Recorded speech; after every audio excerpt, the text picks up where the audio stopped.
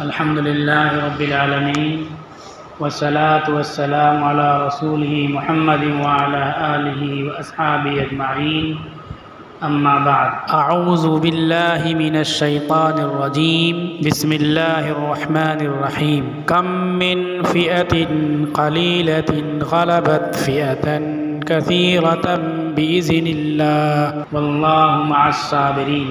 वक़ाल तआला वलक़द नसरकुमुल्लाहु बिबद्रिन व अंतुम अज़िल्ला फ़त्तक़ुल्लाह लअल्लकुम तशकुरून। वक़ाल रसूलुल्लाहि सल्लल्लाहु अलैहि वसल्लम अल हिक्मतु ज़ाल्लतुल मुमिन फ़हैसु वजदहा फ़हुव अहक्कुम बिहा। सदक़ल्लाहुल अज़ीम व सदक़ रसूलुहुन नबियुल करीम। अम्मा बाद। मुअज़्ज़ज़ सामाईन, मुहतरम हज़रात, हिजरत के दूसरे साल में ग़ज़वे बद्र का अज़ीम वाक़या पेश आया। उस ग़ज़वा में कुफ़ार और मुशरिकीन बड़े तुमतराक के साथ, फ़ख्र और गुरूर तकब्बुर के साथ मदीना को वीरान करने और शम्अ नबूवत को बुझाने के लिए आए थे पूरी तैयारी के साथ। और मुसलमान पूरी तैयारी के साथ नहीं थे और तादाद भी बहुत कम थी, असलहा भी नहीं था। लेकिन अल्लाह ताला ने मुसलमानों को फ़तह अता फ़रमाई और कुफ़ार को ज़िल्लतनाक शिकस्त अता फ़रमाई। ज़िल्लतनाक शिकस्त। अल्लाह ताला ने फ़तह और शिकस्त की बुनियाद बतला दी कि तादाद की कमी या तादाद की ज़्यादती ये फ़तह और शिकस्त की बुनियाद नहीं है, बल्कि अल्लाह की तरफ से फ़तह और शिकस्त होती है। इसलिए मुसलमानों को, अहले ईमान को अपना रिश्ता अल्लाह से मज़बूत करना चाहिए। अल्लाह ताला कहते हैं कम मिन फ़िअतिन क़लीलतिन ग़लबत फ़िअतन कसीरतन बिइज़्निल्लाह। कितनी जमातें, छोटी जमातें हैं जो बड़ी जमातों पर गालिब आ गईं। ये सवाल के अंदाज़ में अल्लाह ताला पैगाम देते हैं अल्लाह के हुक्म से। वल्लाहु मअस साबिरीन। और अल्लाह ताला सब्र करने वालों के साथ है, अपने स्टैंड पर, अपने मौक़िफ़ पर जमे रहने वालों के साथ है। ये जो बहुसंख्यक अल्पसंख्यक की बातें होती हैं, ये नफ्सियाती तौर पर दबाव बनाने के लिए होती हैं, वरना हकीकत यह है कि पूरी दुनिया में हर जगह हमेशा अक़लियत, माइनॉरिटी के लोग हुकूमत करते हैं, अक्सरियत हुकूमत नहीं करती है। जो तादाद ज़्यादा होती है वो हाकिम नहीं होती है, जो तादाद कम होती है वो हाकिम होती है। हमारे यहाँ भी जो हुकूमत लोग कर रहे हैं, वोट का सिलसिला चलता है, कहते हैं इतना वोट उतना वोट मिल गया। हकीकत यह है कि छोटी सी जमात हमारे मुल्क में है, बहुत ही दिमागी जमात है। वो अपने दिमाग से काम ले करके वो छोटी सी जमात पूरे मुल्क पर हुकूमत कर रही है। तो अल्लाह ताला का ज़ाब्ता और निज़ाम अल्लाह ताला बतलाते हैं कि फ़तह नुसरत अल्लाह की तरफ से आती है। उधर तादाद ज़्यादा, इधर तादाद कम, वो हार वो जीत जाएंगे, ये हार जाएंगे, ऐसा नहीं है। मुसलमानों को अल्लाह से अपना रिश्ता मजबूत करना चाहिए और मुसलमानों का जो स्टैंड है, जो मौक़िफ़ है, हर हाल में उस पर मुसलमानों को जमे रहना चाहिए। अपने मौक़िफ़ पर, अपने स्टैंड पर जमे रहेंगे तो अल्लाह ताला की मदद आएगी। जिस दिन अपने स्टैंड को, अपने मौक़िफ़ को छोड़ देंगे, अल्लाह ताला की नुसरत उठ जाएगी और ये ग़ुलाम बन जाएंगे। पूरे मुल्क मुसलमानों के मौजूद हैं लेकिन ग़ुलाम हैं, क्योंकि अपने स्टैंड, अपने मौक़िफ़ को छोड़ दिया उन्होंने। सऊदी के अय्याश हुक्मरान ऐलान करते हैं कि हम अपने मुल्क को यूरोप बना देंगे, यानी अपना कोई उनका है ही नहीं, अपनी कोई पहचान है ही नहीं, अपना कोई स्टैंड है ही नहीं। उनको यूरोप अच्छा लगता है, अपनी दौलत को यूरोप बनाने के लिए ख़र्च करते हैं। तो यूरोप में इस्लाम कैसे लेकर के जाएंगे? जब अपने मुल्क में यूरोप को ला रहे हैं तो मतलब कि अपना स्टैंड है ही नहीं। तो ऐसे लोग, कितनी दौलत हो, कितने वसाइल हो, ये ग़ुलाम ही रहेंगे और अल्लाह ऐसे लोगों को ग़ुलाम बनाएगा। अल्लाह ताला ग़ज़वे बदर में अपनी फ़तह के बारे में फ़रमाते हैं वलक़द नसरकुमुल्लाहु बिबद्रिन व अंतुम अज़िल्ला। और तहक़ीक़ अल्लाह ताला ने तुमको बदर में तुम्हारी मदद फरमाई जबकि तुम बहुत ही कमज़ोर थे। कमज़ोर रहोगे फिर भी अल्लाह की नुसरत आएगी, अल्लाह की मदद आएगी और फ़तेह मिल के रहेगी। शर्त ये कि अपने स्टैंड पर जमे रहो। फत्तकुल्लाह, तो तुम अल्लाह से डरते रहो। लअल्लकुम तशकुरून, ताकि तुमको अल्लाह और नेमतें दे और फतूहात दे। उन फतूहात पर, उन नेमतों पर अल्लाह का शुक्रिया अदा करो। परहेज़गारी और तक़वा अगर हमारे अंदर है तो हमारे रास्ते को कोई रोक नहीं सकता है। परहेज़गारी नहीं है, सब्र नहीं है, तक़वा नहीं है, तो असबाब के दर्जे में सारी चीज़ें होंगी, हमारे कदम आगे नहीं बढ़ सकते, हम तरक्की नहीं हासिल कर सकते। ग़ज़वे बदर में कुफ़ार की शिकस्त हुई, मुसलमानों की फ़तेह हुई। 70 सरदार कत्ल कर दिए गए, 70 गिरफ़्तार कर लिए गए, बाकी वापस भाग गए। 70 में से 2 जो थे बहुत ही बदमाश थे, उन 2 को कत्ल का हुक्म दिया गया, सज़ाए मौत दी गई। बाकी 68 जो कैदी थे, 2 कम 70 जो कैदी थे, उनको बड़े इकराम के साथ मेहमान की तरह मदीना लाया गया। वो मदीना आए, कैदी थे। उस ज़माने में कैदियों के साथ ये मामला होता था कि उनको ज़िंदा ज़मीन पर लटा दिया जाता था, उनके ऊपर तख्त बिछाए जाते थे, उस तख्त पर शराब पी जाती थी और वज़न डाला जाता था।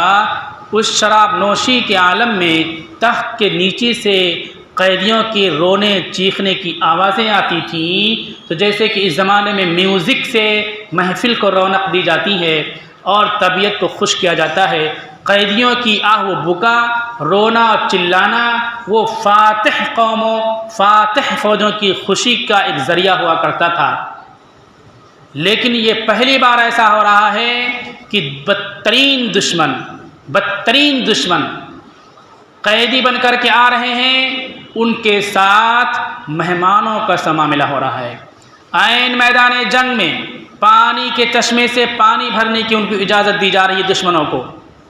अब कैदी हो चुके हैं, ज़िल्लतनाक शिकस्त उनको हो चुकी है, ज़िल्लतनाक शिकस्त के बाद गिरफ़्तार हो चुके हैं, तो कैदियों के साथ इकराम का और मेहमानों जैसा मामला हो रहा है। ये दुश्मन है। देख लीजिए आप कैदियों के साथ क्या होता है। जो कैद होते हैं वो मुल्क के दुश्मन नहीं होते हैं। छोटे छोटे झगड़ों में, लड़ाई झगड़ों में, गाली गलौज में आप देखिए जेलों में ले जाते हैं, कैद किए जाते हैं, और पुलिस के हाथ में जो कैदी आते हैं उनके साथ कैसा गैर अखलाकी मामला किया जाता है। इस्लाम ने कैदियों के साथ इंसाफ, इंसानियत, न्याय की अमली तालीम पेश की। इतने बदतरीन दुश्मन थे, गुरूर के साथ, तकब्बुर के साथ, घमंड के साथ शमे नबूवत को ख़त्म करने आए थे, निहत्ता समझ कर के आए थे, कमज़ोर समझ कर के आए थे। ये बदतरीन दुश्मन कैद हो गए हैं, इकराम का मामला किया जाता है। ये कह दिया कि जो तुम खाओ वही इनको खिलाओ, जो तुम पहनो वही इनको पहनाओ। हत्ता कि ये कहा गया कि ये भूखे न रहने पाए। ये सहाबा घर में खाने के लिए नहीं है और है तो उन्हीं के लिए है, तो खुद भूखे रह गए और कैदियों को खाना खिला रहे हैं। अल्लाह के नबी ने हुक्म फरमा दिया कि कैदी भूखे न रहने पाए, तो खुद सहाबा भूखे रहे हैं, कैदियों को खाना खिला रहे हैं। ये अमली मिसाल पेश की कैदियों के साथ इंसाफ, इंसानियत और शराफत की। इसीलिए जब जंग ग़ज़वा की बात आई थी उस वक्त मैंने कहा था, फिर मैं कहता हूँ कि इस्लाम को लोग जंग के मैदानों से भी पहचानेंगे और जंग के मैदानों से भी इस्लाम की इशाअत होगी और इस्लाम फैलेगा। यूरोप में जंग के मैदानों से इस्लाम पहुँचा, उन्होंने देखा कि हमसे जंग कर रहे हैं, लेकिन जंग में कितने आला अखलाक के हामिल हैं। हमारे बच्चों को, हमारी औरतों को, हमारे बूढ़ों को, हमारे बुजुर्गों को, हमारे मरीजों को, हमारे इबादत करने वालों को और जंग से लामुताल्लुक़ लोगों को बिल्कुल नहीं छेड़ते हैं। उनको पूरी हिफाजत फराहम करते हैं। और हमारा कोई सैनिक, कोई लड़ाकू इनके सामने आ जाए, तलवार उसकी गर्दन पर इस मुजाहिद की हो और बच्चे की चीख आ जाए, कान में पड़ जाए कि अंकल मेरे अब्बा को छोड़ दो, तुमसे जंग करने खड़े हुए थे, लेकिन अभी थोड़ी देर के बाद मेरे अब्बा की गर्दन तुम्हारी तलवार से कट जाएगी, मेरे अब्बा जान को छोड़ दो। बच्चे की सदा पर ये मुजाहिद अपनी तलवार को दुश्मन की गर्दन से रोक लेता है। वो दुश्मन भी कलमा पढ़ता है, बच्चा भी कलमा पढ़ता है। जंग के मैदानों में ये अखलाक और इंसानियत और इंसाफ की तालीम इस्लाम देता है। कैदियों के साथ अखलाक, इंसाफ और इंसानियत की ऐसी तालीम देता है। कैद होकर के आए 68 कैदी जो थे, उनके साथ इकराम मोहब्बत का मामला किया गया। अब उनकी रिहाई का जो फिदिया तय हुआ, फिदिया लेकर के रिहा करते थे लोग। पहली बात, रिहाई नहीं करते थे, गुलाम बना लेते थे, उनके साथ जानवरों जैसा मामला करते थे, जुल्म करते थे। यहाँ कोई जुल्म नहीं, कोई जानवर जैसा मामला नहीं। और रिहाई का ऐलान हो गया। रिहाई के लिए क्या तय हुआ? 4000 दिरहम चांदी। चांदी की कीमत उस वक्त ज़्यादा थी, सोने की कीमत कम थी, तो ज़्यादा कीमत के लिहाज से चांदी तय किया, क्योंकि इनका पूरा काफिला शाम गया था। कमा करके आएंगे, सारे पैसे को मदीना पर हमला के लिए खर्च करेंगे, मदीना को तबाह करने के लिए, शमे नबूवत को बुझाने के लिए। इसलिए बड़ी रकम तय की, 4000 दिरहम। दीनार की कीमत कम थी, चांदी की कीमत ज़्यादा थी, इसलिए चांदी तय की। अगर दीनार मानो, चांदी मानो, तो चांदी की कीमत 8-9 साल पहले मैंने जोड़ा था तो 10 लाख रुपए होती है। और अगर सोना जोड़ो तो 2 करोड़ रुपया एक आदमी का फिदिया होता है, रुपये के लिहाज से, करेंसी के लिहाज से। उस वक्त खाने के लिए इंतज़ामात नहीं थे, बेहतर खाने के इंतज़ामात नहीं थे, मकानात के इंतज़ामात नहीं थे, पहनने के लिए अच्छे और मुनासिब कपड़ों का इंतज़ाम नहीं था, और मस्जिद छप्पर की थी, ज़मीन कच्ची थी। ये मस्जिद का कच्चापन जो था हज़रत उस्मान के दौर तक था, ज़मीन बिल्कुल कच्ची थी। हज़रत उमर के दौर में ज़मीन में लाकर रेत डाला जाता था ताकि पानी वगैरह नीचे एब्जॉर्ब हो जा करे, कचरा न हुआ करे। हज़रत उस्मान के दौर में ये पत्थर वगैरह लगे दीवारों में। न मस्जिद बनाने के लिए, न खाने के लिए, न कपड़े के लिए, किसी चीज़ के लिए उनसे पैसे का मुतालबा नहीं किया।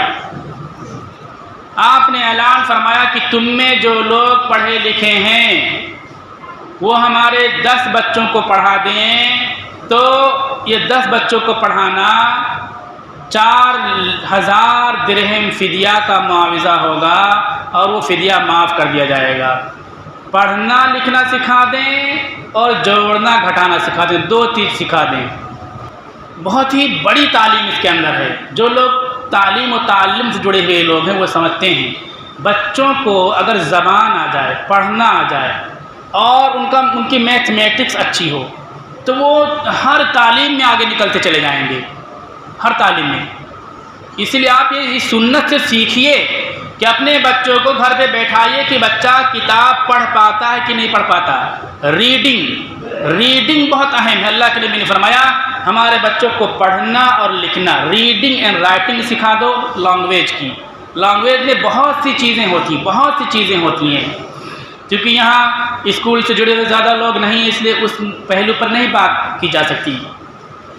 बुनियादी तौर पर कम से कम 5 चीज़ें होती हैं: listening, speaking, reading, writing, grammar. 5 चीज़ें नहीं करनी है। सिर्फ मेरे बच्चे पढ़ना सीख जाएं और लिखना सीख जाएं, बस। ग्रामर नहीं बताना है, लिसनिंग नहीं करानी, यानी टीचर बोलता है बार बार एक जुमले को 1000 2000 बार बोलेगा, बच्चा कुछ नहीं बोलेगा। लिसनिंग कराना है, टीचर लिसनिंग कराएगा बच्चे को। टीचर सिर्फ बोलता रहेगा, बच्चा सुनता रहेगा। अब कैसे सुनेगा? खेलेगा, इधर जाएगा उधर। आपका काम है बोलना, लिसनिंग कराना ज़बान में। ये भी नहीं कराना है आपको, पढ़ना सीख ले, लिखना। और दूसरी चीज़ जोड़ना घटाना। बस कितना फ़ीस हम अदा करेंगे? 4000 दिरहम, 10 लाख रुपया। एक बच्चे की फ़ीस कितनी हो गई? 1 लाख रुपया। पहली क्लास के 2 सब्जेक्ट 2 सब्जेक्ट में भी आधी आधी चीज़ें पढ़ानी है आपको पहली क्लास में। कब? जब खाने का इंतज़ाम नहीं, कपड़े का इंतज़ाम नहीं, मकान का इंतज़ाम नहीं, मस्जिद आलीशान नहीं बनी हुई है, छप्पर की है, ज़मीन कच्ची है, उस गुर्बत, अफलास और फाका के आलम में काफिरों से मस्जिद में मुसलमान के बच्चों को तालीम दिला रहे हैं। आप सोच सकते हैं कि वो कुरान थोड़े पढ़ा रहे थे, वो लोग दुनिया की तालीम दे रहे थे। अपनी निगरानी में रसूलुल्लाह सल्लल्लाहु अलैहि वसल्लम काफिरों से मस्जिद में अपने बच्चों को दुनिया की तालीम दिलवा रहे हैं और उस पर इतना ज़्यादा खर्च कर रहे हैं। आज के इस दौर में भी तालीम पर किसी भी मजहब में इतना ज़्यादा पैसा खर्च करने का तस्वुर नहीं मौजूद है। तालीम को एक प्रोफेशन बना दिया गया, रोज़गार बना दिया गया, कमाई का कारखाना, फैक्ट्री बना दिया गया। इसके बावजूद लोअर एजुकेशन जो है, प्राइमरी लेवल की जो तालीम है, उसमें इतनी महंगी पढ़ाई नहीं होती है, और जहाँ होती है पढ़ाई नहीं होती। सारी चीज़ें सीखते हैं बच्चे जो 500-1000 रुपये की किताब में बच्चे रीडिंग सीखते हैं, 5 और 10 रुपये की किताब में वो उतनी रीडिंग सीख सकते हैं। हम वहाँ पैसा खर्च करते हैं अपने ईमान को उनके सुपुर्द करने के लिए। कुछ भी बच्चे हमारे नहीं सीख पाते। अच्छे स्कूल की बात मैं कहता हूँ, ज़बान कहाँ सीखते हैं बच्चे हमारे? सिर्फ बददीनी सीखते हैं, नाचना गाना सीखते हैं। हमने उस इदारे में नाचने गाने की महफिल भी देखी है, हमने उसकी रुदात तफसील भी लिखी है। मुझे नहीं पता था कि नाच की, डांस और रक्स की महफिल लगी हुई है। पर्दा पड़ा हुआ था, मेरी कुर्सी लगा दिया बड़े ज़िम्मेदार फादर ने। तो जब वो पर्दा हटा तो लड़कियां रक्स करने लगी, नज़र आई। मैंने अपनी चेयर को बदल लिया, फिर जिम्मेदार को पता चला, मुझे अपने ऑफिस में ले गए। हमारी बच्चियां भी रक्स कर रही थी, नाच रही थी। तो ये सब चीज़ें सीखते हैं। तो अल्लाह के नबी ने क्या कहा कि लिखना पढ़ना, लैंग्वेज सिखा दो और मैथमेटिक्स, जोड़ना घटाना सिखा दो।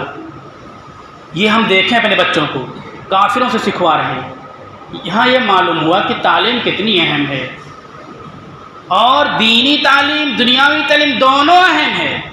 जो मुसलमानों की ज़रूरत है वो दोनों अहम है। हम लोग माशाअल्लाह हर मस्जिद में इमाम साहब हैं, हाफिज़ साहब हैं, वो कुरान पढ़ाते हैं। बहुत बड़ी बात है, बड़ी सादत की बात है।